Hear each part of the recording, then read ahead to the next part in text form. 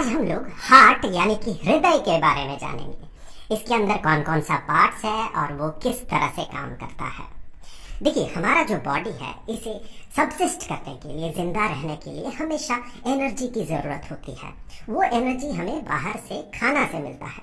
जब वो खाना हम खाते हैं तो उससे हम जो न्यूट्रिशन है उसे एक्सट्रैक्ट करते हैं और वो हमारे बॉडी के हर एक सेल तक पहुंचता है।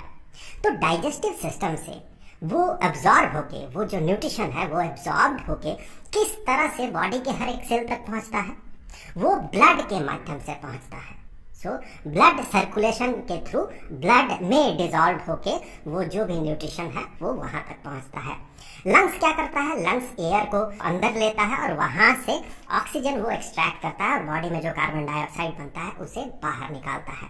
वो जो ब्लड को प्यूरिफाई करता है, तो वो ब्लड जो पूरे बॉडी में सर्कुलेट करता है, तो ये सारा काम जो है ब्लड का सर्कुलेशन, ये करता कौन है? ये मेनली करता है हार्ट। हार्ट हमारे सीने में बिल्कुल बीचों बीच होता है। बंद मुट्ठी के आकार का ये हार्ट दो लंग्स के बीच ठीक बीचों बीच होता है, लेकिन इसका निचला हिस्सा बाईं तरफ झुकी हुई होती है। यहाँ पर आप ध्यान दें, ये हम दाहिने बाएं इस तरीके से कहेंगे कि हम मान लेंगे कि हमारे सामने एक इंसान खड़ा है और वो हमारे तरफ मुंह करके खड़ा है और उसका हार्ट हम देख रहे हैं, तो ऑब्वियसली ये उसका लेफ्ट साइड होगा जो कि हमारा राइट साइड है और ये उसका राइट साइड होगा। तो इस बात को आप थोड़ा ध्यान दें। ब्लड सर्कुलेशन के लिए रिस्पॉन्सिबल होता है हार्ट।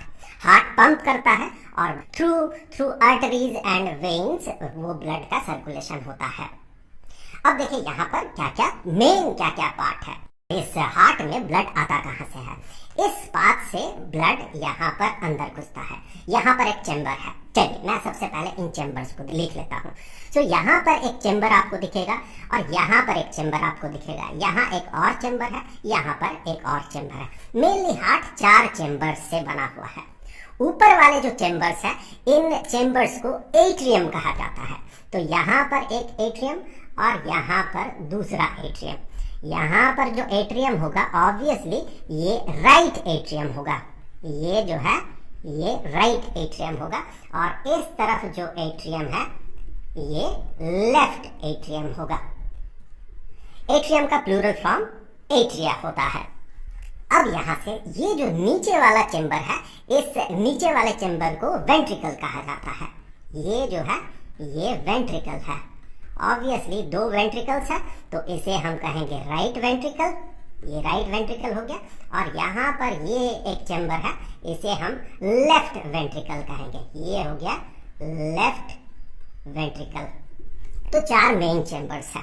अब देखिए ब्लड किस बात से पहुंचता है? बॉडी में जो डीऑक्सीजनेटेड ब्लड होता है, मतलब सेल में रेस्पिरेशन के बाद जो कार्बन डाइऑक्साइड बनता है, उस कार्बन डाइऑक्साइड को जो ब्लड अब्सॉर्ब करता है और वेन के थ्रू वो हार्ट में पहुंचता है।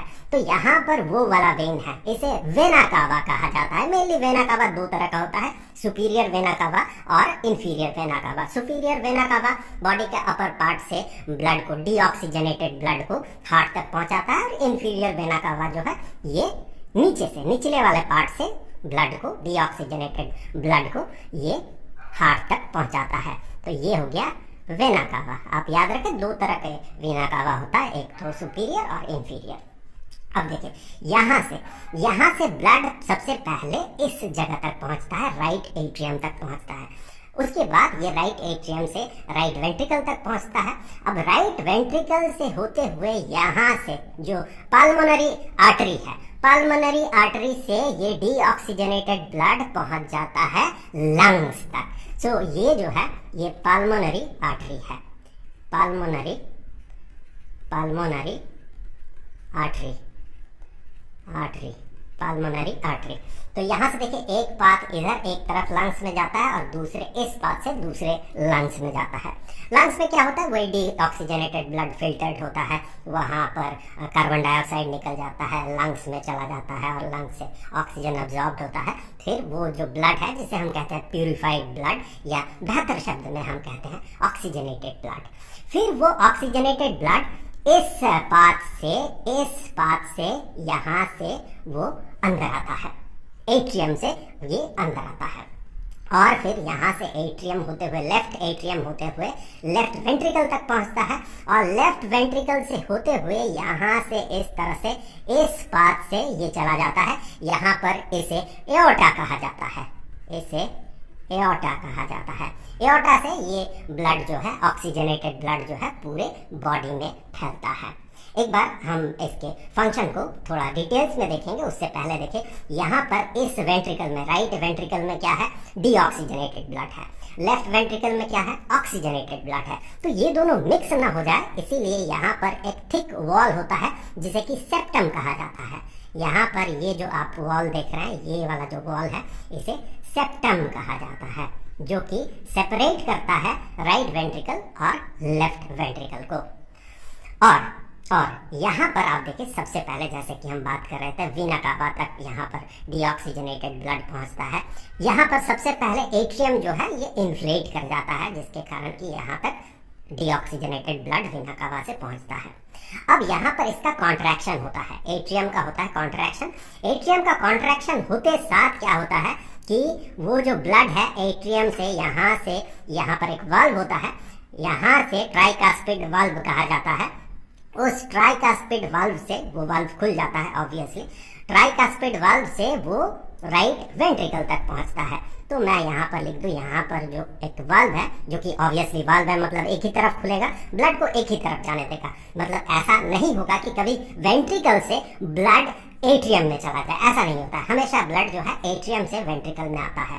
तो फिर यहाँ पर ये जो वाल्व है, इसे ट्राइकास्पिड वाल्व कहा जाता है, ट्राइकास्पिड वाल्व। ये इन्फ्लेट करता है, ये जो राइट वेंट्रिकल है ये इन्फ्लेट करता है, मतलब फैल जाता है और एट्रियम सिकुड़ता है, जिसके कारण कि एट्रियम से ये ब्लड वेंट्रिकल तक पहुंचता है। उसके बाद यहाँ से फिर वेंट्रिकल सिकुड़ने लगता है। जब वेंट्रिकल सिकुड़ेगा उस समय, चूंकि यहाँ पर ट्राइकास्पिड वाल्व है, तो ये ब्लड एट्रियम तक नहीं जा सकता है, बल्कि यहाँ इसके साथ पाल्मोनरी आर्टरी का जो है लिंकेज है। यहाँ से ये ब्लड का पाथ मिलता है, ये पाल्मोनरी आर्टरी होके ये ब्लड बाहर निकल जाता है। इस तरह से ये पाल्मोनरी आर्टरी होके बाहर निकलता है। सो ये डीऑक्सीजनेटेड ब्लड पाल्मोनरी आर्टरी होके लंग्स तक पहुंचता है। फिर लंग्स में फिल्टर होता है, लंग्स में फिल्टर होने के बाद ये लेफ्ट एट्रियम तक पहुंचता है। तो मैं यहाँ पर थोड़ा सा लिख दूँ कि यहाँ पर ऑक्सीजनेटेड ब्लड, ये ऑक्सीजनेटेड ब्लड आता है, ब्लड फ्रॉम लंग्स थ्रू इस पाथ से ये आता है, लेफ्ट एट्रियम तक पहुंचता है। और यहाँ पर मैं लिख दूँ, वेना कावा के थ्रू राइट एट्रियम में डीऑक्सीजनेटेड ब्लड आता है, डीऑक्सीजनेटेड ब्लड फ्रॉम बॉडी के अलग अलग पार्ट से डीऑक्सीजनेटेड ब्लड यहाँ तक पहुँचता है। अब देखिए, लंग से आया, ये लेफ्ट एट्रियम में आता है। लेफ्ट एट्रियम में कब आता है? जब ये लेफ्ट एट्रियम जो है ये इन्फ्लेट करता है, फैल जाता है, उस समय ये ब्लड यहाँ पर भर जाता है। फिर लेफ्ट एट्रियम जो है ये कॉन्ट्रैक्ट करने लगता है, इस तरह से। इसके बाद लेफ्ट एट्रियम कॉन्ट्रैक्ट करता है और यहाँ पर एक वाल्व है जिसे कि माइट्रल वाल्व कहा जाता है। इस वाल्व के थ्रू ऑक्सीजनेटेड ब्लड जो है इस वेंट्रिकल तक, लेफ्ट वेंट्रिकल तक पहुँचता है। This is mitral valve. इस माइट्रल वाल्व के माध्यम से, इसके थ्रू ये जो ऑक्सीजनेटेड ब्लड है ये वेंट्रिकल तक पहुँचता है, लेफ्ट वेंट्रिकल तक। इस तरह से ये पहुँच गया और इस दौरान ये जो लेफ्ट वेंट्रिकल जो है ये इन्फ्लेट करता है और एट्रियम, लेफ्ट एट्रियम जो है ये कॉन्ट्रैक्ट करता है। उसके बाद क्या होता है कि ये लेफ्ट वेंट्रिकल जो है ये कॉन्ट्रैक्ट करने लगता है। इसके बाद लेफ्ट वेंट्रिकल इस तरह से कॉन्ट्रैक्ट करता है और चूंकि यहाँ पर एट्रियम और वेंट्रिकल के बीच यहाँ पर माइट्रल वाल्व है, जिसके कारण कि ब्लड जो है, ऑक्सीजनेटेड ब्लड लेफ्ट वेंट्रिकल से वापस लेफ्ट एट्रियम तक नहीं पहुँच पाता, बल्कि ये दूसरा पाथ फॉलो करता है। यहाँ पर एओर्टा होके ये यहाँ से ब्लड पूरे बॉडी में चला जाता है। एओर्टा में आगे अलग अलग पार्ट्स है, उन पार्ट से बॉडी के अलग अलग हिस्से में पहुंचता है। यहाँ पर मैं आपको बता दूं, यहाँ भी एक वाल्व होता है, इस जगह पे एक वाल्व है, इस जगह पे एक वाल्व है, पल्मोनरी आर्टरी और राइट वेंट्रिकल के बीच एक वाल्व है, जिस वाल्व को पल्मोनरी वाल्व कहा जाता है। सो यहाँ पर है पल्मोनरी वाल्व,